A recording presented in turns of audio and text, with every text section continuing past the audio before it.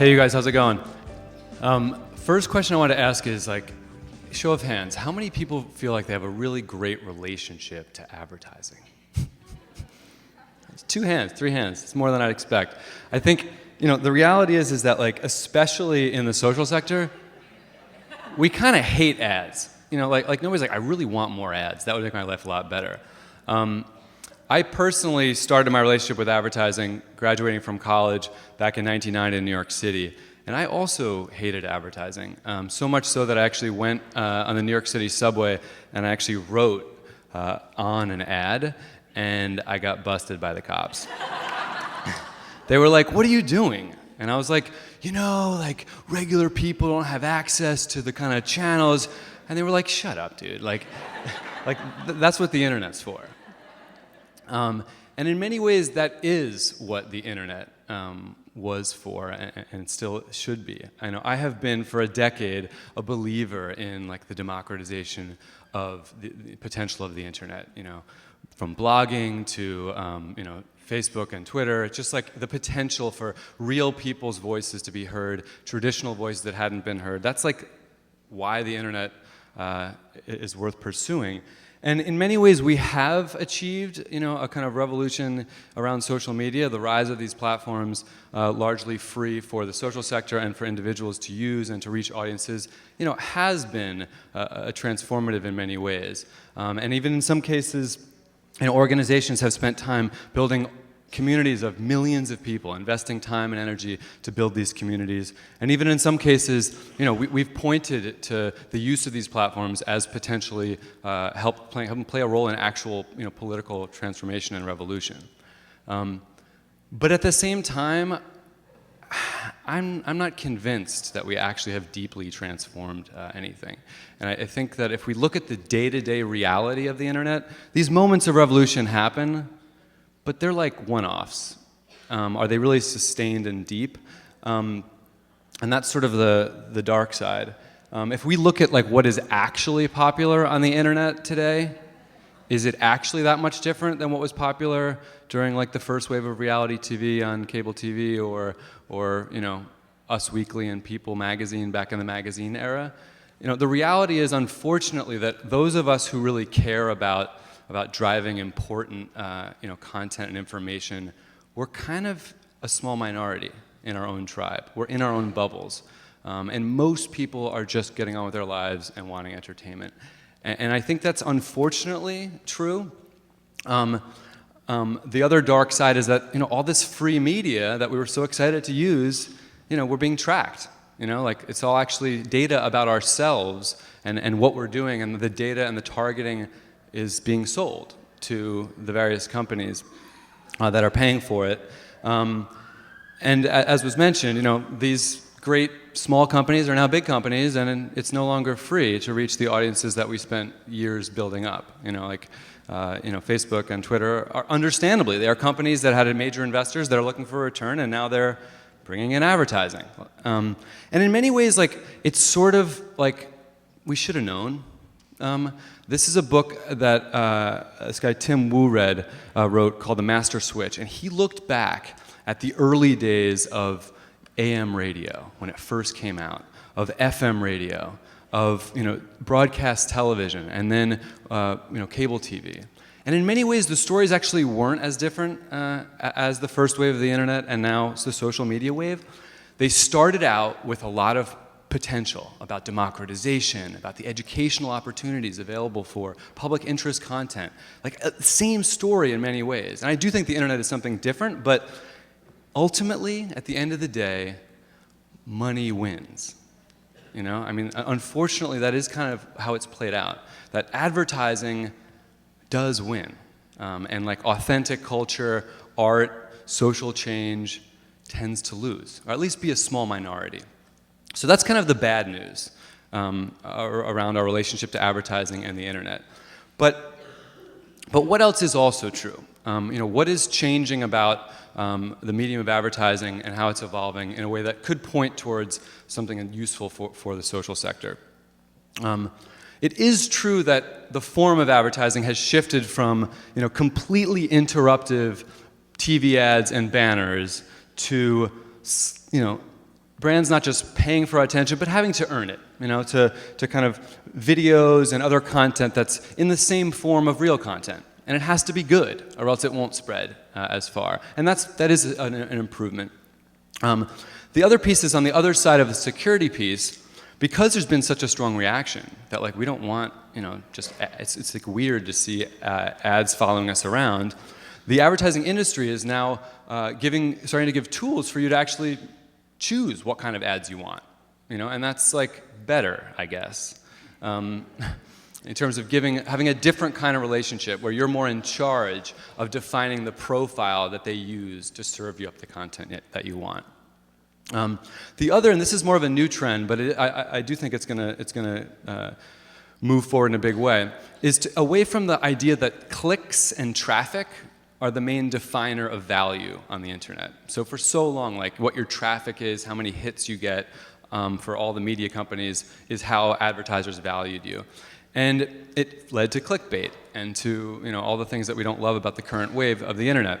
But some of the top publishers of the internet are now exploring new models like attention minutes. Of how long are you actually are you engaging with this content? Just because I clicked, or even just because I shared, what am I actually doing? Is it actually useful and engaging? And that's a good thing for those of us that are working on things that are actually worthwhile. Things that are actually meaningful in people's lives are worth engaging with. And so we are seeing the growth in advertising of industries like content marketing, native advertising, and cause marketing, where real engagement and purpose and meaning are actually embedded. And that's where I think the trend does point towards real value as opposed to just promotional things. In addition to the explosion of content marketing, the other trend, which Danae just shared about, is the explosion in crowdfunding. And the third trend that I think is relevant is sort of the rise of the ability for groups of people to self-organize conversations globally, kind of using the hashtags, not just on Twitter, everywhere. That does lead me to believe that something might be possible that's new, where in these not only in these moments of crescendo, like the Arab Spring or like Occupy Wall Street or Black Lives Matter, where it's just like a moment and there's support, but maybe we could actually sustain it, not just going viral as a one-off, but sustained promotion if we actually added money. And that's kind of the opportunity that I see as a blind spot, particularly in the social sector, where we don't see ourselves as advertisers. Yeah, that's like one of those corporate money things. We'll raise money, but that's for our programming. But advertising is like a bad thing. We don't want to participate in that.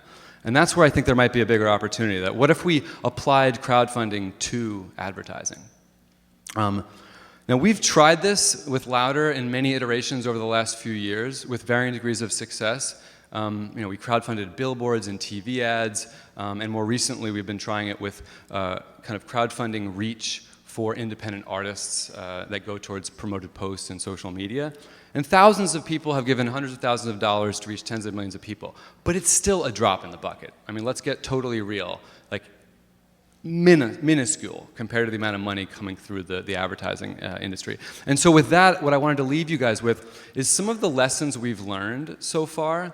So if you're interested in having a different kind of relationship to advertising and inviting your communities to help you promote what you're doing, not just to their friends, but to new audiences, this is what we found has worked.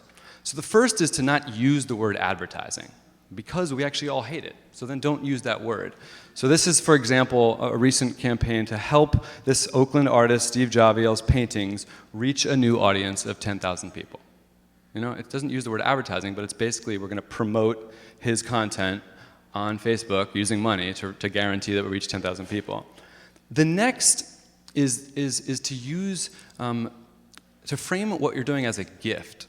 That attention and reach are really the biggest commodity we have as humans. Like, where we choose to put our attention is so valuable, and we're not just raising money for me. So we've tried something that has been more effective, where in this case it was a friend of this artist who decided to give the gift of reach to his friend to give more attention. And by doing it so that it wasn't the artist asking for money, it was the friend giving the gift to the artist, the response from the artist was like deep gratitude. And everybody just felt really positive about the experience of giving attention to something that deserved more reach. And then the last is around closing the loop. So many fundraising efforts I find from activist groups in the social sector, I give the money, and then I'm kind of like, I don't remember, did it actually happen? Like, what happened? And what's nice about advertising is it's actually pretty specific. Like, we are going to promote this video to reach this audience. And you can then say, this is exactly what happened. And so in this case, with this most recent group, you can actually say, this is how many people were reached. This is how many engagements happened around this content. This is how many actual meaningful results came out of it, whether it was somebody bought their album or somebody bought a ticket to an event. And that's the way that you can really close the loop. So as I look forward, like from the last 10 years, like I'm not sure how it'll play out. It could be that the internet turns out kind of like TV, and it's kind of sad. We look back and we're like, that was a nice heyday that whole social media thing had, but like kind of sucks. Like we're back to the commercial culture that we had in the 80s and 90s, and that would be sad. Or it could be that we actually take this whole like crowd power thing to the next level, that we start to include money, not just raising money for ourselves, but to disrupt this very powerful industry that's not going away. Advertising has been here for a long time, and it's going to continue to have massive influence in our society. And so I invite all of us who care about attention and meaning in the world to actually put our money where our values are and to think about what we want to make louder in our culture. Thanks a lot. Sure. Leanne said take a question or two. Does anybody have any questions? Yeah, I think that I think what I shared is sort of on the extreme of the kind of crowd power side.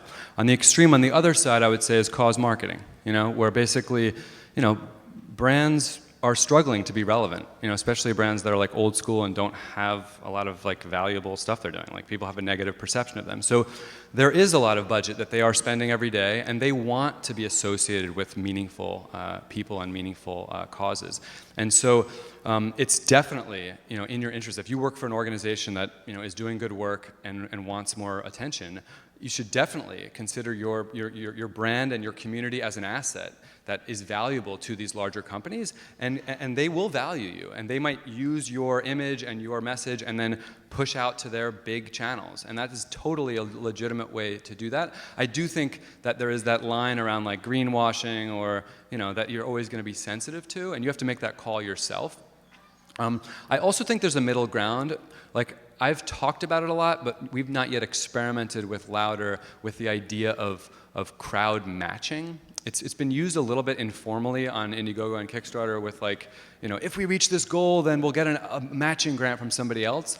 But what if there was some way that the crowd could be the leaders of what gets chosen to be promoted in the world, but the budgets that got unlocked could also be from these bigger players? And that's where I think that if this thing is to become big in the world, that will be how it will become big. It won't be just from crowdfunding, which is always going to be relatively small in scale, but the center of gravity of the culture, and that's what I hope changes, is that like we're not receiving the attention that is defined by the wealth of the world. We are choosing as a community and as a people what we believe is worth promoting. But we get the support from those that really have budget and are strong advertisers, because they want the same thing. People who work for big companies and spend a lot of money on promotion, they want to be associated with good things that are happening in the world. And so I think that's where the synergy lies. The details, you'd have to work with at your own individual level. Thank you. Cool. Thank you. Thank you. Good call.